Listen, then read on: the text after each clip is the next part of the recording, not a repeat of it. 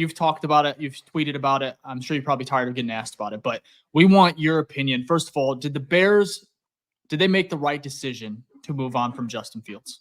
I believe so, yes. Not only for the Bears, but for Justin Fields. I think Agreed. new air, new city, new opportunity, the experience behind him will benefit him greatly. And I mean, you hear a guy like Mike Tomlin speak glowingly about Justin Fields, and Mike Tomlin he doesn't blow smoke.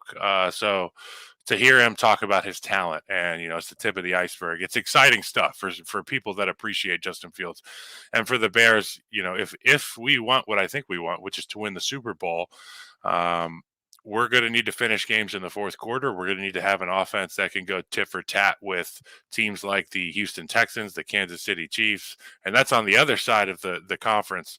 If you look within conference, there's plenty of guys, even in division, that can score a lot of points. So you need a guy, in my opinion, who can do everything on the football field. That's what Caleb Williams is. And in regard to the Hollywood stuff, embrace it, bro. You need a superstar. You absolutely need a superstar. I played with Pat Mahomes for a year. The motherfucker's a superstar. There's no situation that's too big for him. There's no situation that he doesn't look at and say, watch this. And I feel like Caleb Williams has a little bit of that in him. When people mention the two guys in the same paragraph, you say, he thinks he's going to be Patrick Mahomes. That's not what I'm saying. What I'm saying is you need a guy with the confidence to go slay some dragons, because you look at the route to the Super Bowl last year, you had to go to Baltimore, you had to go to Buffalo, okay? You go beat the MVP and you go beat a literal giant in Buffalo. That's wild stuff. That takes unique confidence, and it takes a team buying in to a superstar, a guy who's almost like, this is weird to say, but these quarterbacks are almost like deities. You know what I mean? Yeah. They're not quite men, and they're not quite gods, and they're somewhere in between. And I'm hoping maybe, and Justin Fields is the same way. He's the same way.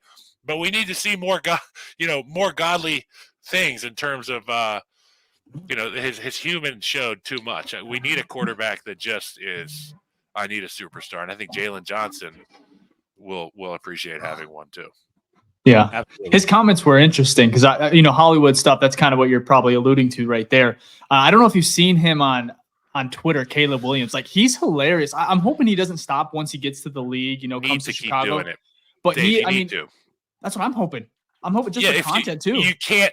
I want him to be in the cafeteria, and I'm buddies with Mitch, I'm buddies with Cutler, and both of these guys wanted nothing to do with the outside noise, and I get it. That's because we're human, right? Like, who wants to be beat down every day with opinions and, from people that don't know shit, quite honestly. And it was as frustrating for an offensive lineman to sit there with his guy and to listen to him get bashed or Cutler get bashed every week, and it's part of playing in a big city. But I think Caleb Williams is the guy who's like, turn that shit up. You know what I mean? Like, what are they saying? Oh, really? Gotcha. Watch this. Yeah. I want to watch this guy. I agree. You know what I mean? I want the guy who's a public figure. I want the guy who's going to face the noise. And whether it's a tough loss on Sunday night or it's a huge division win on a Monday night, I want that guy to come to the podium and people to say, that's our guy. I think it's also great for Chicago as the city because, as you know, like, it's blue collar, you know what I mean? The hands in the dirt type of ordeal. And, this new generation isn't that as much. Not saying they're not a hardworking, these individuals, but like, he's giving off more of that diva type, which I don't think he's a diva, but I'm saying what people view him as. And I want someone like Depends that. Depends on the lens with which you're looking at from Ficky. Correct. Because, like, I don't think so. You and I know that these young cats are just a little bit different. Okay? Yeah, that's all right. They're just a little different, Yeah. They're not sugar, they're stevia, it's just like they're a different breed. Right. And in my opinion, Caleb is that. And he's, but he's an East Coast guy that played in Big 12 country, and then he went to the West Coast. I mean, the other thing that is kind of a Patrick adjacent is he had a young, bright mind in college that he played under, and the expectations were probably high for Patrick. We didn't watch Patrick all the time.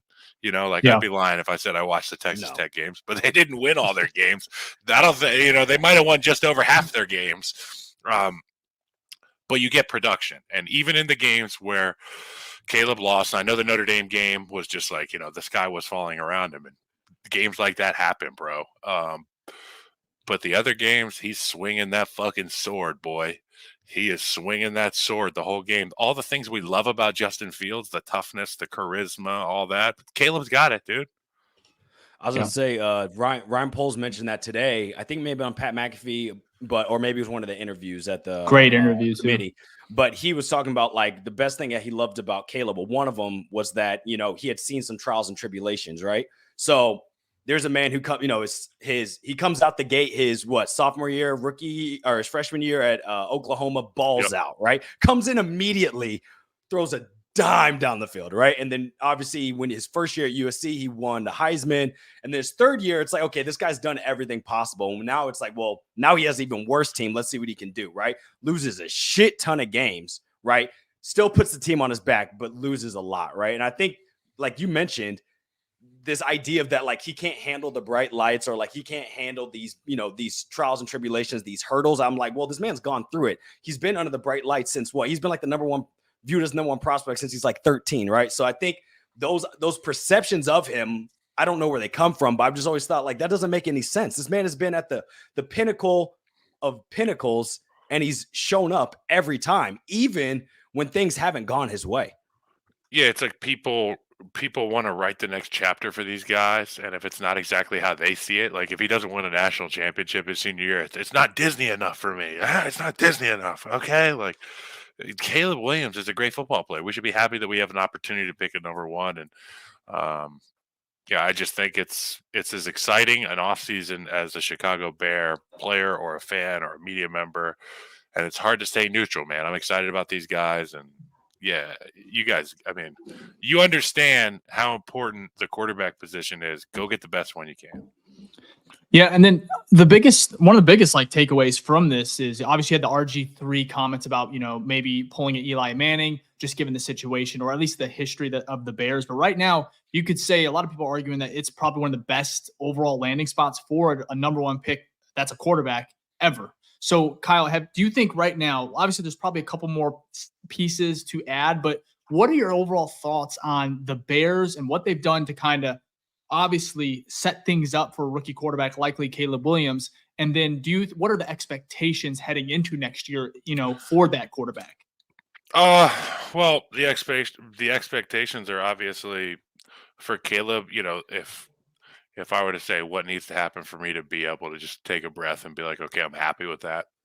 Yeah. Caleb coming in and looking confident, shooting his gun. I mean, I don't care if there's interceptions. There's going to be interceptions. Go take a look at a number of elite quarterbacks first years, and they are literally, it's target practice out there. They're trying to figure out what works. Now with this roster we have currently, it's if you get in the dance, anything can happen type offense. And with the way this defense is built and the head coach, this team has gelled really well at the end of last season. But it's that off season where you're away from one another, and coming back and getting together and getting the vibe in that building. And I'm not sure when Caleb will arrive. I'm not sure if he's set to arrive for rookie minicamp, or I did rookie minicamp and then I had to leave. I couldn't do OTAs because of the quarter system and the Pac-12. Not that I was in Oregon when I was away from Chicago. I went to LA and just trained. But it was like, these rules are crazy. So I don't know when Caleb's going to be there. But when he gets there, the guys are gonna show up before he does. They're all going to be there in anticipation of when he arrives. And I just expect it to be a really special day the first time he walks in there and guys get to meet him. And he's eating the chicken and rice right next to, whoever. And it's the first conversations that they're having. Like it's really, I wish I was this is my fly on the wall Greenlight Podcast Award winner, the Hallis Hall cafeteria, the first day that Caleb shows up, because that's where everybody breaks bread, meets each other. I'm looking forward to it, man.